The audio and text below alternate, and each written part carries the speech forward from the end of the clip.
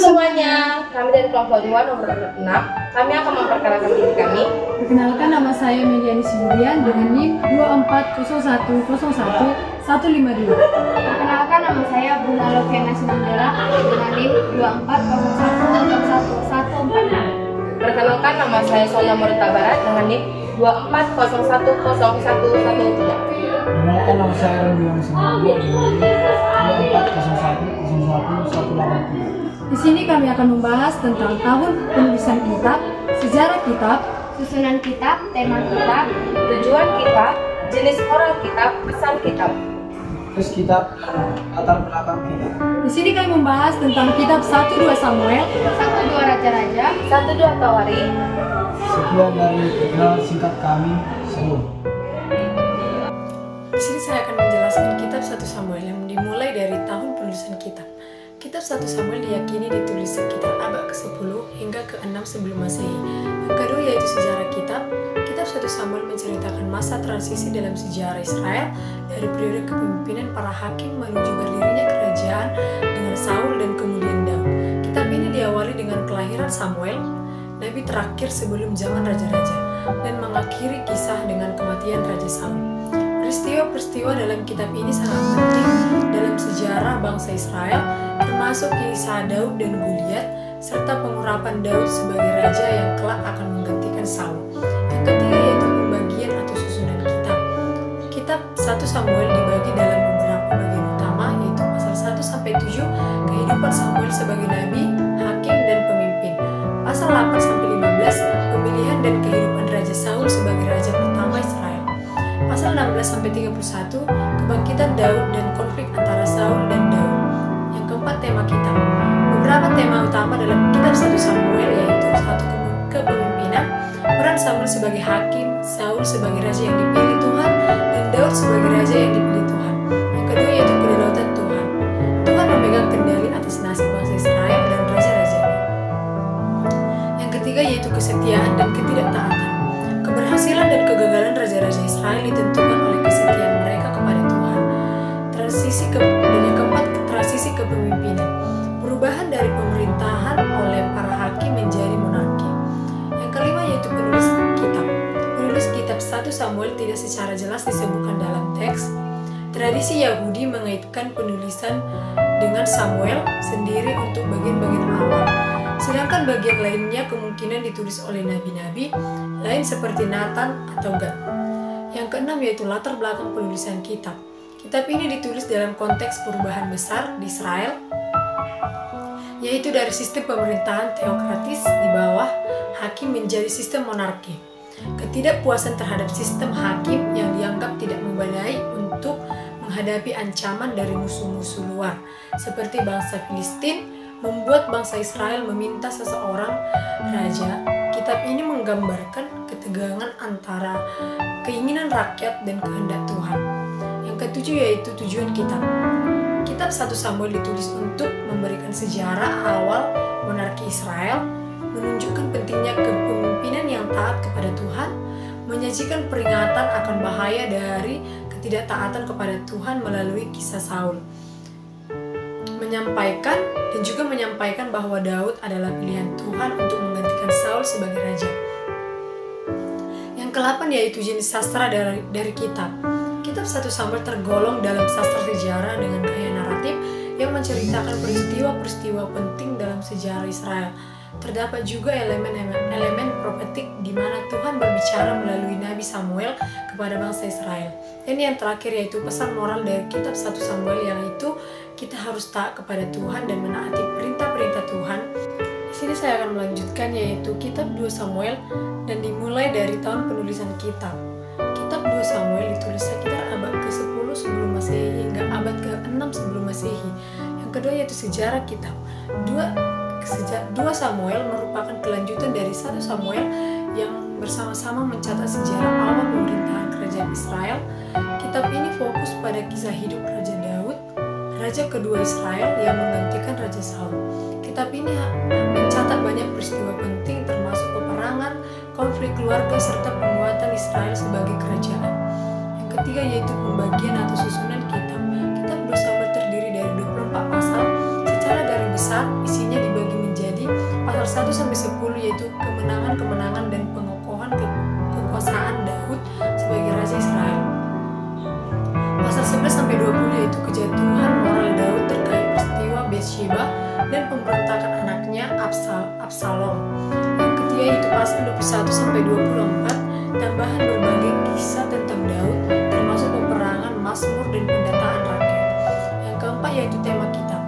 Tema utama dari kitab 2 Samuel adalah kepemimpinan Daud dan kesetiaan Tuhan terhadap janjinya meskipun ada dosa dan kelemahan manusia.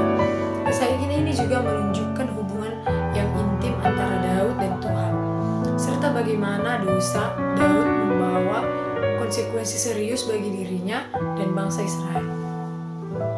Yang kelima yaitu penulis kitab. Penulis 2 Samuel tidak diketahui secara pasti, tetapi tradisi Yahudi menyebut Nabi Samuel, Nathan, dan Gad sebagai penulis atau sumber utama dalam kitab 1 dan 2 Samuel. Yang keenam yaitu latar belakang penulisan kitab.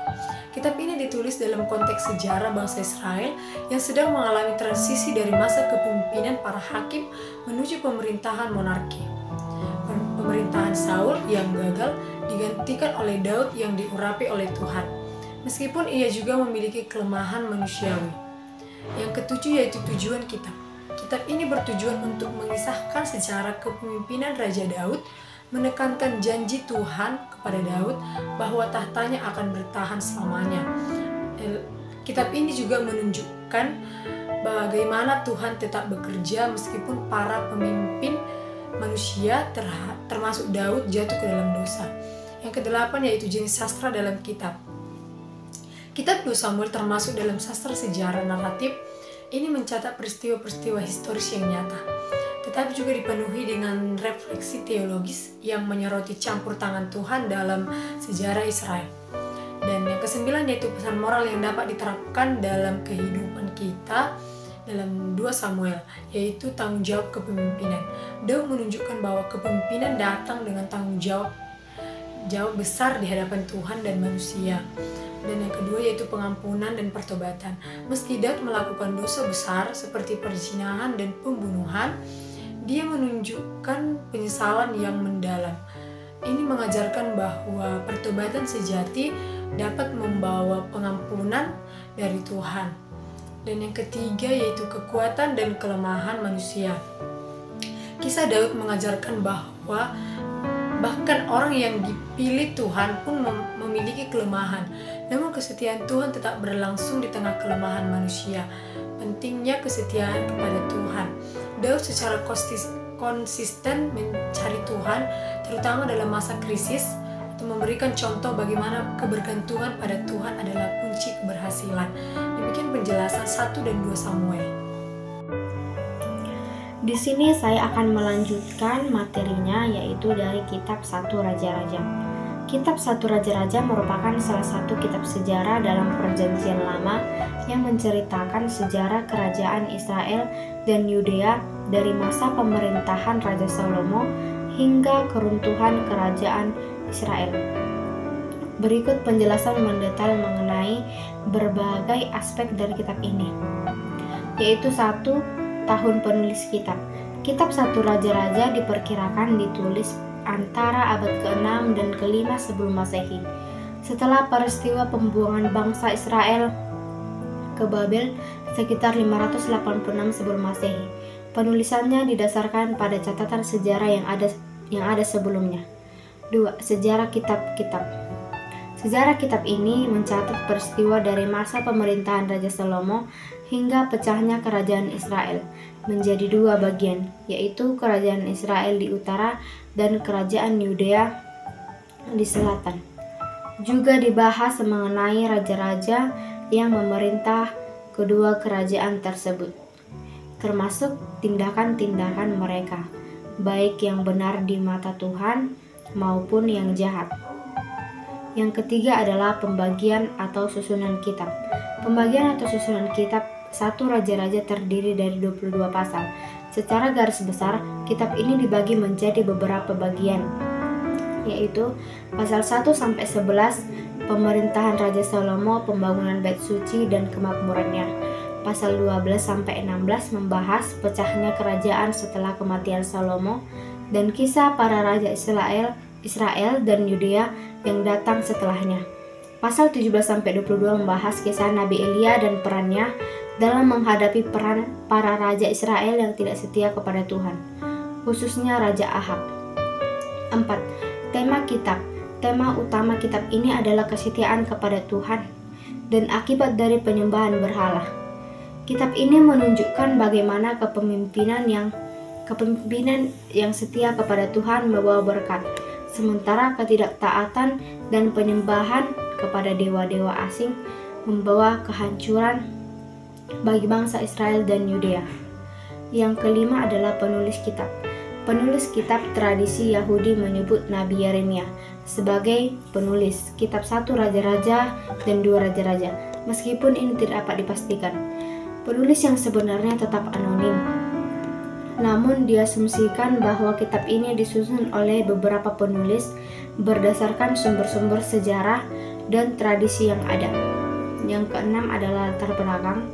Latar belakang penulisan kitab ini ditulis pada masa pembuangan bangsa Israel di Babel atau setelahnya.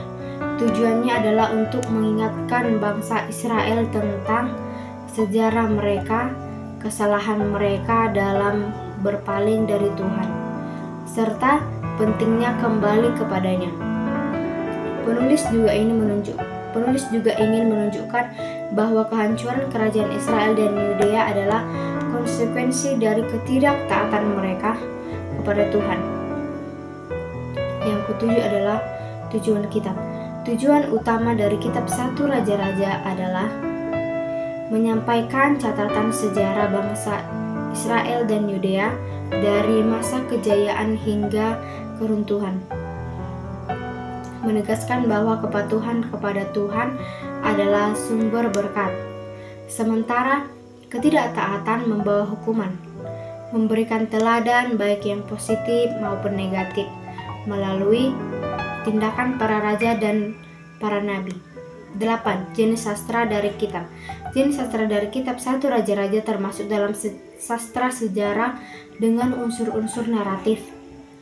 Penulisan kitab ini menggunakan gaya penulisan kronik, mengisahkan peristiwa-peristiwa penting dalam urutan kronologis dengan sorotan moral dan teologis. Yang kesembilan adalah pesan moral dan konteks kehidupan.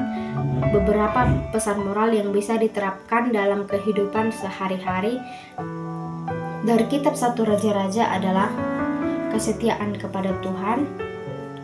Ketika seseorang setia kepada Tuhan, mereka akan diberkati, seperti yang terjadi pada Salomo pada awal pemerintahannya. Sebaliknya, penyembahan berhala dari tidak kesetiaan membawa malapetaka. Tanggung jawab pemimpin yang harus memperhatikan kehendak Tuhan dan kesejahteraan rakyatnya, bukan hanya kepentingan pribadi atau kelompok. Kepentingan doa dan hikmat. Salomo menjadi contoh penting bagaimana doa memohon hikmat sangat berharga untuk memimpin dengan bijaksana. Konsekuensi dari pilihan moral. Setiap keputusan yang diambil, terutama oleh pemimpin, akan berdampak besar pada orang banyak.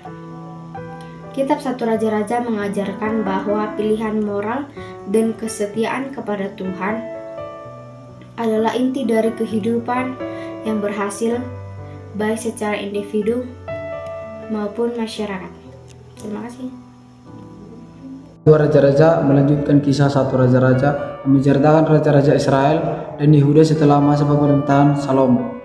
Kitab ini menyoroti kejatuhan kerajaan Israel pada 722 sebelum Masehi oleh Asyur dan kemudian kerajaan Yehuda pada tahun 586 sebelum Masehi oleh Babel. Kitab ini mencakup periode dari pemerintah Raja Ahazia di Israel dan Yoram di Yehuda hingga kejatuhan Yerusalem dan pembuangan penduduk Yehuda ke Babel. Pembagian atau susunan kitab-kitab 2 Raja-Raja terdiri dari 25 pasal. Isinya dibagi menjadi pasal 1 sampai pasal 17 menceritakan tentang kerajaan Israel utara hingga jatuhnya Samaria ke tangan Asyur. Pada pasal 18 sampai pasal 25 menceritakan tentang kerajaan Yehuda hingga jatuhnya Yerusalem ke tangan Babel. 4. Tema kitab. Beberapa tema utama dalam 2 Raja-Raja meliputi ketidaksetiaan Israel dan Yehuda terhadap Allah, penghakiman Allah atas dosa dan ketidaktaatan yang membawa kehancuran kedua kerajaan. Kesetiaan Allah pada perjanjiannya meskipun bangsa Israel tidak setia. Para nabi-nabi dalam menegur raja-raja dan bangsa atau dosa-dosa mereka. 5. Penulis kitab. Penulis kitab 2 Raja-Raja tidak diketahui secara pasti, namun kitab ini kemungkinan besar disusun oleh sekelompok sejarawan atau ahli teologi Ibrani yang hidup setelah pembuangan Babel. Beberapa sarjana menduga bahwa Nabi Yeremia mungkin terlibat dalam proses penulisannya. 6. Latar belakang penulis kitab. Kitab ini ditulis dalam konteks masa-masa penuh kesulitan bagi bangsa Israel dan Yehuda, di mana kedua kerajaan menghadapi serangan dari musuh-musuh kuat Asyur dan Babel. Penulisan kitab ini menjelaskan kepada bangsa Israel bahwa kejatuhan mereka adalah hasil dari ketidaktaatan mereka terhadap hukum Allah dan penyembahan berhala. 7. Tujuan kitab. Tujuan dari kitab 2 Raja-Raja adalah untuk memberikan catatan sejarah mengenai kerajaan Israel dan Yehuda serta menunjukkan bahwa kehancuran kedua kerajaan atau akibat dari ketidaktaatan. 8. Jenis sastra dari kitab 2 Raja-Raja adalah kitab sejarah meskipun juga mengandung unsur-unsur teologis yang kuat. Penulisannya menggunakan kisah sejarah untuk mengajarkan pengajaran rohani dan teologis tentang hubungan antara manusia dan Allah. 9. Pesan moral yang dapat diterapkan dalam konteks kehidupan. Kesetiaan kepada Allah. Salah satu pesan utama kitab ini adalah pentingnya kesetiaan kepada Allah. Bangsa Israel dan Yehuda jatuh karena mereka berpaling dari Allah dan menyembah berhala dalam kehidupan modern. Hal ini bisa diterapkan dengan menjaga komitmen pada nilai-nilai kebenaran dan kejujuran dalam segala aspek kehidupan. Konsekuensi dari ketidaktaatan, kitab ini menunjukkan bahwa ketidaktaatan membawa konsekuensi buruk. Prinsip ini mengajarkan pentingnya bertanggung jawab atas tindakan kita dan mengikuti jalan yang benar. Peran pemimpin yang adil. Banyak raja yang dalam kitab ini gagal memimpin dengan adil dan bijaksana, dan hal itu membawa kehancuran bagi bangsa mereka. Pesan moral ini relevan bagi pemimpin masa kini untuk memimpin dengan integritas dan kebijaksanaan. Pentingnya peringatan dan teguran. Kehadiran nabi-nabi seperti Elia dan Elisa menegaskan pentingnya peringatan dari orang bijak oleh pemimpin rohani. Menerima kritik dan teguran dapat membantu seseorang untuk tetap berada di jalan yang benar. Kitab 2 Raja-Raja adalah sebuah peringatan akan hubungan antara manusia dengan Allah serta pentingnya kesetiaan dalam hidup. 1 Tawari adalah salah satu kitab sejarah dalam Perjanjian Lama. Berikut adalah rincian terkait kitab ini. 1. Tahun penulisan kitab.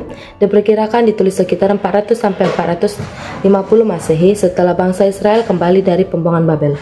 2. Sejarah kitab. 1 Tawari ditulis setelah pembuangan Babel, di masa di mana orang Yahudi kembali ke tanah air mereka. Kitab ini ditunjukkan untuk meneguhkan kembali identitas dan sejarah bangsa Israel yang sempat tercerai-berai. Fokus utamanya adalah pada sejarah Kerajaan Daud dan keturunannya, serta aspek keagamaan bangsa Israel. 3. Pembagian dan susunan kitab. 1 Tawari terdiri dari 29 pasal yang dapat dibagi menjadi 2 bagian utama. pasal 1-9 silsilah dari Adam hingga zaman Saul, pasal 10-29 sejarah pemerintahan Raja Daud, termasuk pertempuran pemerintahan, pembangunan Bait Allah, dan petunjukan Salomo sebagai penggantinya. 4. Tema kitab. Tema utama dari 1 Tawari adalah kesetiaan Allah terhadap perjanjiannya dengan Daud dan keturunannya, serta penekanan pada pentingnya ibadah kepada Tuhan. Ada juga fokus pada keimanan, ibadah, dan pembangunan Bait Allah. 5. Penulisan kitab. Tradisi Yahudi menyatakan bahwa kitab ini ditulis oleh Ezra dari sudut pandang para ahli sejarah Israel, namun penulisannya kemungkinan besar dilakukan oleh sekelompok orang yang terinspirasi secara ilahi secara pembuangan. 6. Latar belakang penulisan kitab. Kitab ini ditulis untuk bangsa Israel yang baru kembali dari pembuangan di Babel. Pada saat itu mereka mengalami perasaan kehilangan identitas sebagai bangsa Israel pilihan Allah. Kitab ini berfungsi sebagai pentingnya janji-janji Allah kepada Daud dan keturunannya serta panggilan untuk kepada Tuhan, memperingati ibadah dan hukum Taurat. 7. Tujuan kitab. Tujuan utama 1 Tawari adalah menguatkan kembali identitas bangsa Israel melalui silsilah dan sejarah kerajaan Daud, mendorong pemulihan ibadah dengan mengingatkan mereka pada tata cara ibadah yang benar dan pentingnya Bait Allah, menggarisbawahi peran sentra Daud dan keturunannya dalam sejarah keselamatan. 8. Jenis sastra dari kitab. Kitab 1 Tawari termasuk dalam sastra sejarah, namun tidak hanya berfungsi sebagai catatan sejarah biasa, ia juga merupakan karya yang teologis dan fokus pada sejarah rohani bangsa Israel.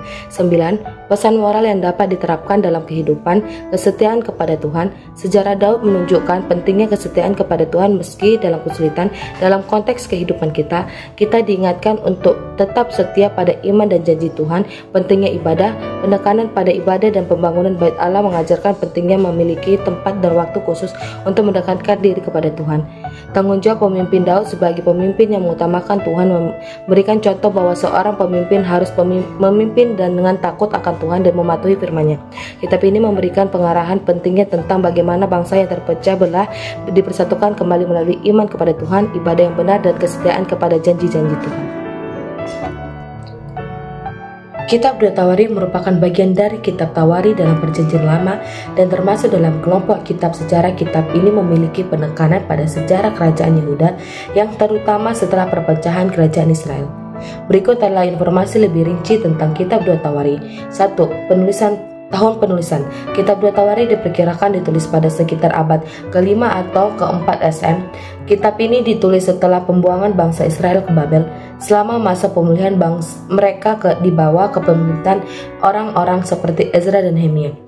2. Sejarah kitab. 2 Tawari melanjutkan narasi yang dimulai dalam 1 Tawari yang menceritakan sejarah bangsa Israel dengan fokus utama pada kerajaan Yehuda. Setelah pemisahan dari Israel Utara, kitab ini menyoroti peran para raja dalam membawa bangsa itu mendekati atau menjauhi dari Allah. 3. Pembagian atau susunan kitab. Kitab 2 Tawari terbagi dalam beberapa bagian utama: pemerintahan Salomo 2 Tawari 1-9, sejarah kerajaan Yehuda setelah Salomo 2 Tawari 10-36. 4. Tema kitab. Tema utama kitab 2 Tawari adalah kedaulatan Allah dan kesetiaannya terhadap perjanjiannya dengan bangsa Israel. Kitab ini juga menekankan pentingnya penyembuhan dan benar, peran Bait Allah, serta dampak kepemimpinan raja-raja dalam membawa berkat atau hukuman Tuhan atas bangsa Yehuda. 5. Penulisan kitab. Kitab 2 Tawari secara tradisional dianggap ditulis oleh Ezra secara ahli Taurat meskipun tidak ada kepastian mengenai penulisannya. Kitab ini merupakan bagian dari kitab Tawari yang dipandang sebagai komplikasi berbagai sumber sejarah Israel. 6. Latar belakang penulisan. 2 Tawari ditulis setelah masa pembuangan bangsa Israel di Babel. Sebagai bentuk refleksi dari atas sejarah bangsa itu, kitab ini menyoroti taatan bangsa Yehuda dan peran-peran raja yang tidak setia kepada Allah, tetapi juga memberikan harapan akan pemulihan melalui pertobatan dan penyembahan yang benar. 7. Tujuan kitab. Tujuan utama penulisan kitab ini adalah mengajarkan kepada bangsa Israel yang pulang dari pembuangan tentang pentingnya ketaatan kepada Allah, mengingatkan bangsa Israel akan sejarah mereka, terutama dosa-dosa yang membawa kehancuran, dan ajakan untuk taat kepada Tuhan, menggambarkan pentingnya bait suci dan penyembahan yang benar dalam kehidupan bangsa. 8. Jenis sastra dari kitab. Kitab 2 Tawari termasuk dalam sastra sejarah yang bersifat naratif. Selain itu, ia juga memiliki aspek teologis karena menekankan prinsip-prinsip rohani dalam hubungan antara Allah dan umatnya melalui peristiwanya. 9. 9. Pesan moral yang dapat diterapkan dalam konteks kehidupan. Kepemimpinan yang setia kepada Tuhan. Kisah para Raja Yehuda menunjukkan bahwa kepemimpinan yang adil dan setia membawa kesejahteraan, sedangkan kepemimpinan yang memberontak terhadap Tuhan membawa kehancuran. Pentingnya pertobatan. Banyak Raja Yehuda yang berbalik kepada Tuhan setelah mengalami penderitaan, menunjukkan pentingnya pertobatan dalam pemulihan hubungan dengan Tuhan. Kesetiaan Allah. Terlepas dari ketidaktaatan manusia, Allah tetap setia terhadap perjanjiannya. Ini memberikan pelajaran tentang pengharapan dan pengampunan. Kesimpulan, kitab 2 Tawari mengajarkan tentang pentingnya ketaatan kepada Tuhan, kepemimpinan yang setia, dan kekuatan pertobatan dalam kehidupan umat. Pesan-pesan ini dapat dalam konteks modern, terutama mengenai bagaimana individu dan bangsa seharusnya bersikap dan hubungannya dengan Tuhan dan sesama manusia. Sekian dan hasil presentasi kelompok 2 nomor 6. Saya mengucapkan terima kasih. Shalom.